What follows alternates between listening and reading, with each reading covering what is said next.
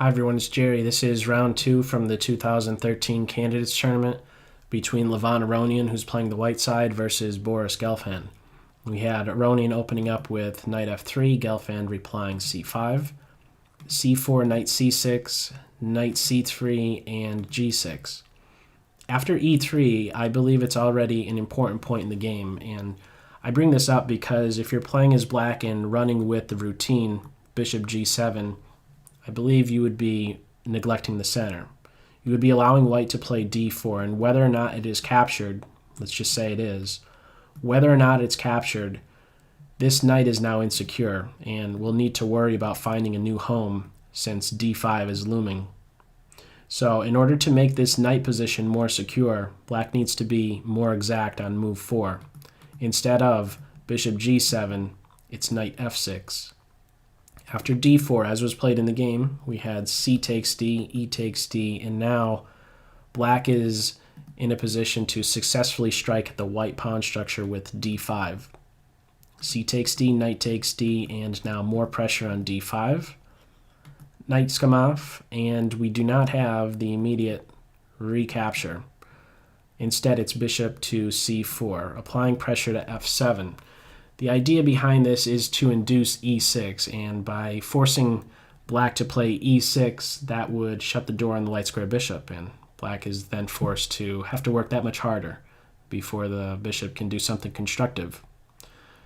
Keep in mind, this knight is not going to run away. Playing to e4 is crazy. At the very least, white gets that material back, and I'm sure not long off we'll be getting that black king. So, what gets played here? The move knight d5 is what was played.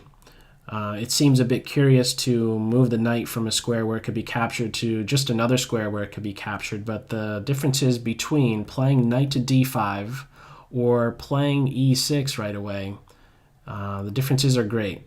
Let's have a look at them. If e6 is played right now, what happens is that this knight gets captured with the pawn, of course. Capturing with the queen runs into a pin. So you capture with the pawn, of course, and what you're doing as white now is building your center and opening up a new door for your bishop. This is significant because if the bishop goes to the main diagonal, white could be annoying. No castling for black right away. Similarly, playing to e6, you're not going to castle right away. I've had this happen to me in blitz games. It's very annoying. I wasn't aware of this knight dropping back to d5. So that's one of the main differences right there, not allowing white to change the structure, build the center, and open the door. And the way to solve that is by dropping the knight first back to d5. One additional point is that after it is captured, you can address this pressure on f7 with tempo. You could defend with a counterattack against the bishop. From here we have bishop takes knight, and it's worth noting, I believe, going back to either c4 or e4, I believe black has no issues whatsoever since this pawn is hit a third time. It's hard to see how white gets anything from this position. Maybe even d5 at this point is best for white, but again, I think that's dwindling down to a completely equal position. So we don't have that. Instead, white invests the bishop pair in order to induce some structural defect and will look to work against this light square bishop. So before it could be annoying, white gets castled, and more development on the black side.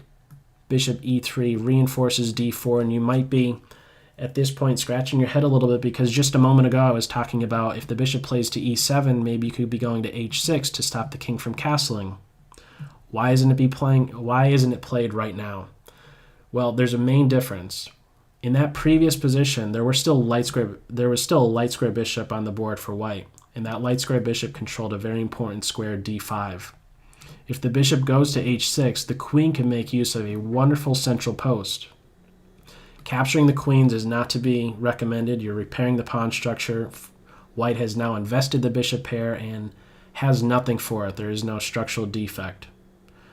So this would not even be a thought. Something like queen to e3, but now f6 I think is a good move because it rules out knight e5 stuff. It's maybe home for the king, and maybe not long off there's a move like g5 and this bishop could maybe be stuck.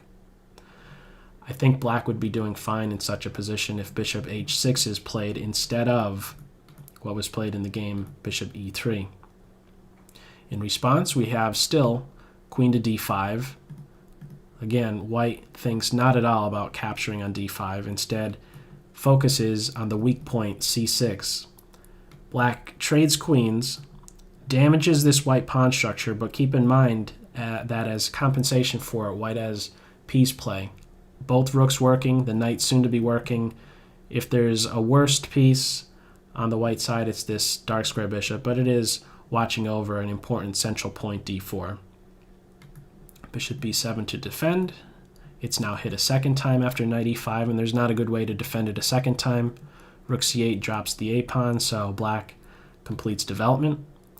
And now rook a4. Aronian doesn't go for it. Aronian doesn't run right in and just grab the material. Why not? After knight takes pawn, bishop takes knight. Rook takes bishop, rook f to b8. Black now has not only play on these double isolated b pawns, but from that trade, from that exchange that just occurred, black has gotten rid of their most vulnerable piece, their weakest link, their light square bishop, which was struggling to do something, has now been exchanged for the knight. If we just go back a few, from this position right here, when you do a piece comparison, this knight versus this bishop, this knight is much more valuable. So that's a little bit of the behind the scenes thing that goes on. You could of course count points, you could count pieces, but the relative value of pieces, this knight certainly outweighs this light square bishop. Aronian doesn't bite. It's rook a4. And at first I thought it was to maybe double on the a file or double on the c file, but what we'll soon see is that there's a new thing that's maybe available in just a couple moves. First, rook f to d8. Knight c4 eyes that a5 square, where it would put pressure on both bishop and pawn. Bishop to f6, pressure on d4. The knight gets out of the way, so the rook is there to defend. Again, pressure on bishop and pawn as well. After rook d7 to defend, now we see this rook to b4 move, putting pressure on the bishop a second time. Bishop a6. Now the pawn is captured when the bishop is not there to recapture. Rook to b7, and now what do you do as white? Maybe an important move or an important position to think about here. If you'd like to, pause the video, see what move you would play in this position, or see what move Aronian played in this position. Okay, the move that was played is h3. I don't know if it's the best move, but it's a move that I really like because it of course shows a very good understanding of this position. Aronian of course knows what? He knows that there's not a good way to improve the position of his dark square bishop, either rook or knight. And also, another way to look at it is if you were to, let's just say, as white, pass your move, and it's now black's turn, what would black do to improve their position? They don't really have a good move to be making. So I think keeping this knight on c6 is important, because if there is a move that black would like to be making, it would be this a8 rook. But moving the a8 rook is not a good idea. Let's just say if it were to move to c8, what would be available is rook to a4, and there's some tactical issue which I'll just show you. But the main idea here is to make very small this would be a prophylactic move, right? h3, small improvements. There's not a good way to improve these major pieces or minor pieces, so let's just make a flight square for the king, knowing full well that in such a position right now, getting this a8 rook working is not a good idea. Going to c8 is going to lose very quickly, in fact, to rook to a4. Attacking the bishop and now setting up a knight to e7 move.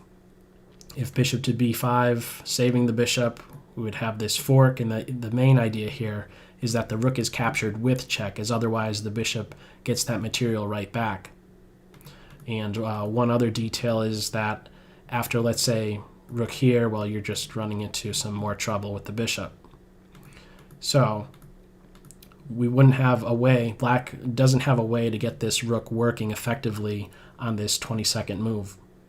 So king g7 is played, and now we have the rooks coming off. The knight making use of e5, putting pressure on f7. White would now like to get a rook to the 7th, hitting both bishop and pawn. The bishop drops back to defend c7, and now b4 getting one of those doubled pawns working. More long term, if white could maybe pick up this pawn is of course that much closer to queening. Rook to c8 is a blunder. Why is it a blunder? If you'd like to, pause the video, see if you can figure out what Aronian's reply was to rook to c8. Okay, the move was bishop h6, check. If the bishop is captured, we would have rook takes rook, bishop takes, and now knight takes pawn. Knight takes bishop, up now 2 pawns and a better minor piece versus this bishop, I believe, taking up a nice post on e5, getting the king closer to the center. This would be winning for white. So we don't have that. We do not have, at this point, king takes bishop. The king played to g8.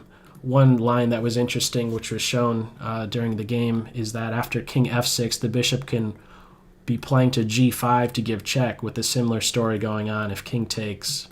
Same story, it's just that the king is getting checked from g5 instead of h6.